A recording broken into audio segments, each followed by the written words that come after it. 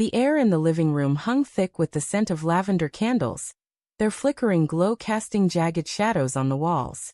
I stood frozen, my pulse hammering in my ears, as my wife, Clara, gripped her coworker Daniel's hand.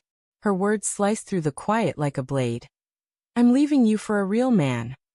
Her eyes, usually warm and hazel, glinted with a defiance I didn't recognize. Daniel smirked, his thumb brushing her knuckles. My chest tightened, as if the room had sucked out all its oxygen. This wasn't real. It couldn't be. I'd sensed something was off for weeks.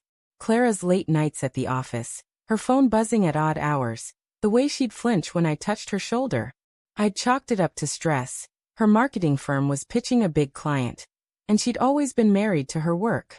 But now, standing in our home, the one we'd painted blue together, the truth gutted me.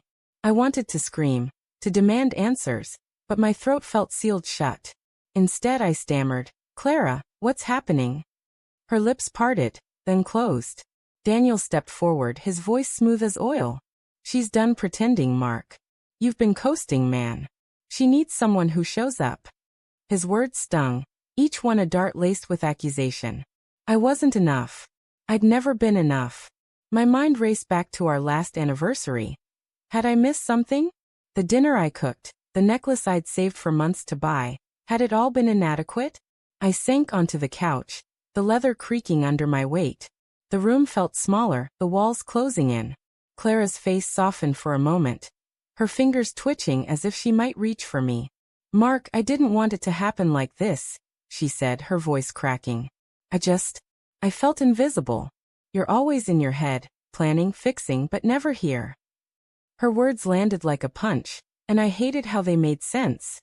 I'd been distracted, buried in my own work, convincing myself I was building a future for us. Had I ignored her? My eyes flicked to the coffee table, where a photo of us at the lake last summer sat framed in oak. Clara's laugh in that memory echoed in my skull, bright, unburdened. Now her hand was still in Daniel's, and the sight twisted something deep inside me. Anger flared hot and jagged, but beneath it, a colder ache spread, betrayal. "How long?" I asked, my voice barely a whisper. She hesitated, her gaze dropping to the floor. 6 months, she admitted.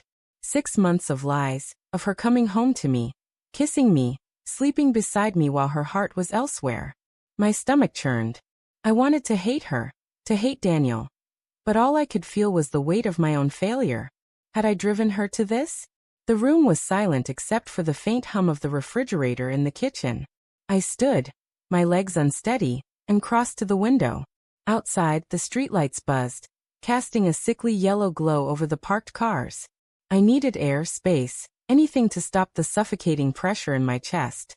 "You could have told me," I said, not turning around. "You could have said something before." My voice broke, and I hated how weak it sounded. Daniel snorted, breaking the tension like a snapped wire. "She tried, Mark. You didn't listen." I spun to face him, my fists clenching. His smug expression fueled a rage I hadn't known I could feel. But Clara stepped between us, her eyes pleading. "Don't," she said softly. "This isn't his fault. It's mine. I made the choice." Her admission hit harder than Daniel's taunts. She'd chosen this. Chosen him. The woman I'd vowed to love forever had looked at our life, and decided it wasn't enough. I wanted to ask why, to unravel every moment I'd missed, but the questions stuck in my throat. Instead, I noticed her necklace, the one I'd given her, still hanging around her neck. The sight of it felt like a cruel joke. "Take it off," I said, my voice low and raw. Her hand flew to the pendant, her fingers trembling. "If you're leaving, take it off." For a moment, she looked like she might cry, but she unclasped it, the chain pooling in her palm. She set it on the table, next to the photo, and the quiet clink echoed louder than any shout. Daniel tugged at her arm, murmuring something about leaving. But Clara didn't move. Her eyes locked on mine.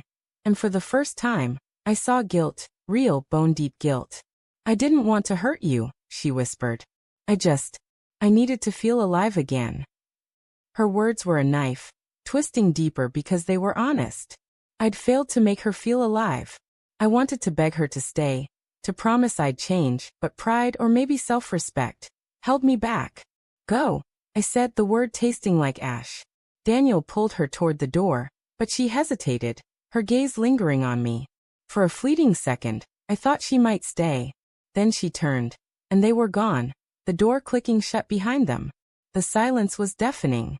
I stood there, staring at the necklace on the table, its delicate chain glinting in the candlelight. My mind replayed every moment of the past 6 months.